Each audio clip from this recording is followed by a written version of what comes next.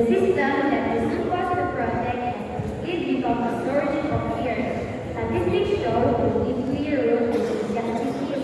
Black citizens are 3 times more likely to be killed by the authorities.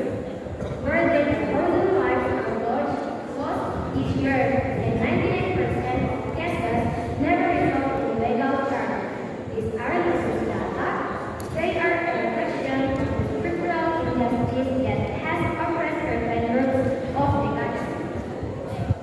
Black Lives Matter began in 2012 when Typhoon Hurricane, an unarmed 17-year-old teenager, was shot by a neighborhood watch volunteer, George Zimmerman. The police had actually asked him not to follow Typhoon, but he ignored them. Shots were then heard and Typhoon was killed. Zimmerman was not immediately arrested.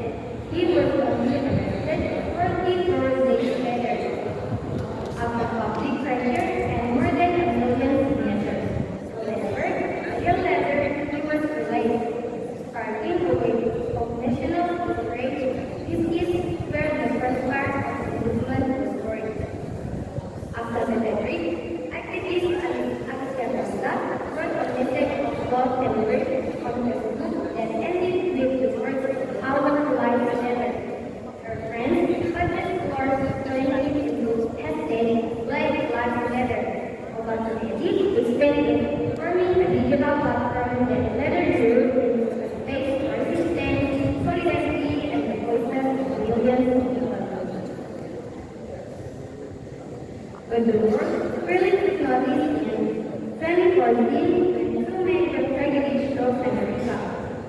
First, Eric Garner's father, Ashley, died after being shot by police in New York.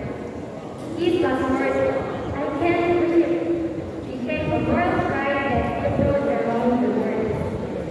Shortly thereafter, Michael Brown, an 18-year-old from Jefferson, was shot by police 2 days before he was to start away.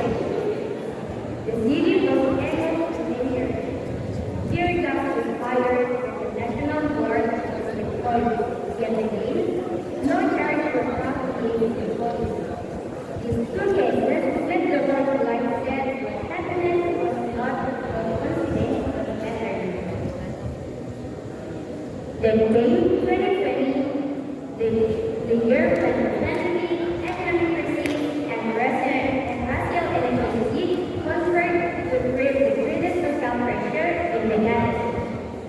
The tragedy of Ahmaud Arbery, who was shot by Looking, and Verna Taylor, who was shot in her home. And the climax was the video of George Floyd, when a police officer pressed against his neck for nearly 9 minutes.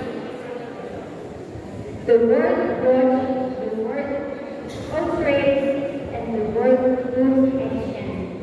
Within days, millions of people in more than 60 countries took to the streets. They were of different races, religions, and backgrounds, but they were united in one cause. Human life shall not be differentiated based on skin color.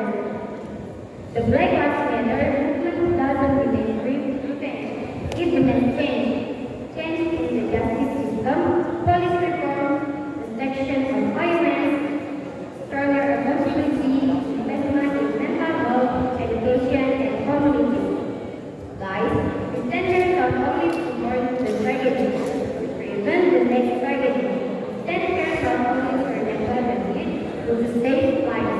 We stand here to say boldly, justice is not a request, justice is a right. And as long as the names of those who are just still echoing our hearts, the struggle must not stop. This is not the end, this is the beginning of change that can no longer be postponed. The beginning of a more human world, the beginning of a future where nobody lives aggressively because of the color of their